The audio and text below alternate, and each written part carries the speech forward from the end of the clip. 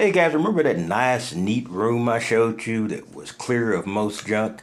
Well, check it now.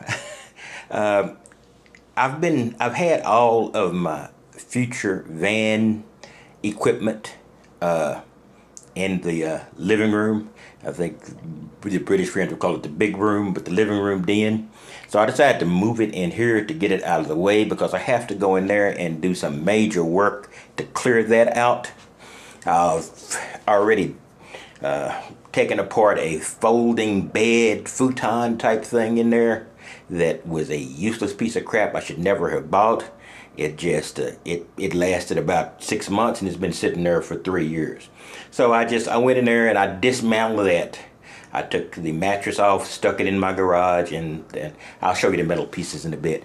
But I did get a couple of things. And it really looks like I copied one awesome inch here. I think it's the exact same model that he's using. I've got the MaxXFAN, Max-Air. I'm starting to get the Fantastic fan, but I got this one at a much better deal than that one.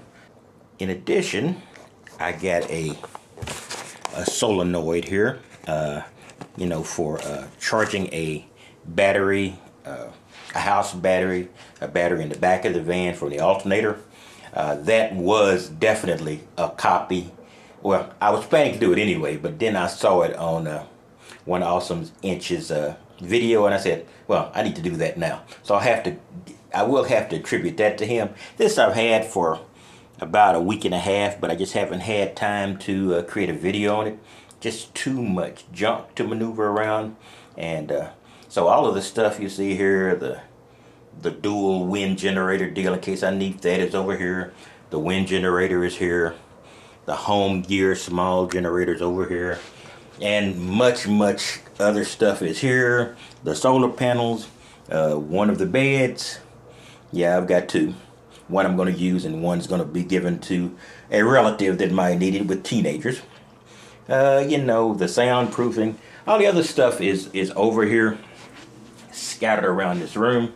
But I don't consider this messy because when I get the van, I'm going to be hauling all of this stuff out and getting it in the van as fast as possible.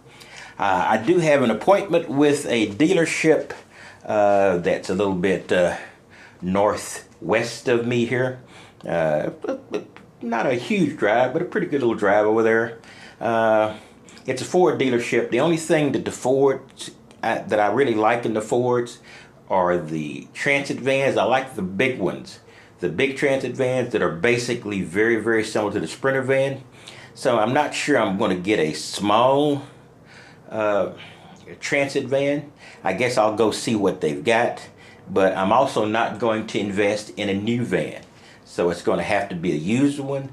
They can call around. They can see if they can get something in the price range I want. But I have a intense and lack of confidence in dealerships and the fact they're going to try to overcharge me. I know that may be wrong. You people who work for dealerships don't take that personally. It's just my bigotry about dealerships. I prefer working with small used car lots, etc. But you have risks there as well. So I'm not saying that's smart either. It's just my particular version of stupidity that I can accept more readily. Any case, you see this big piece of exercise equipment. I got to strip that down, so that's going to be coming down. And there's still the exercise equipment that I had over here. I just piled it back behind there. I've got to get that out. So it's still an uphill battle, but I will be getting it done. So I'll be back with some other videos. I haven't made as many because the place is still devastated in the big room, or as the British viewers might call it. But it's a living room den. I'll take a quick look at that real fast.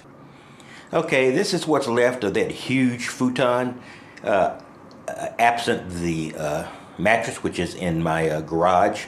I've got two mattresses down there that need to go. And I got to figure out how I'm going to do that. But this is just it was a cheap piece of junk.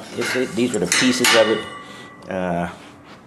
I made the view a lot narrower because this room is still in a state of devastation. I've got a bookshelf behind me that needs to come down. I've got stacks of books over there I need to carry to either sell or contribute, and some so it's still working. So I thought I'd give you an update on this. It's been consistently in the mid to low 30s for the last 3 days. I haven't been out doing any detecting. That's not too cold for me to go out. It's just, since it's going to be 60 or 70 in 3 days, I'm not going to run out there and freeze my butt off. I'm going to wait till it gets a little bit warmer.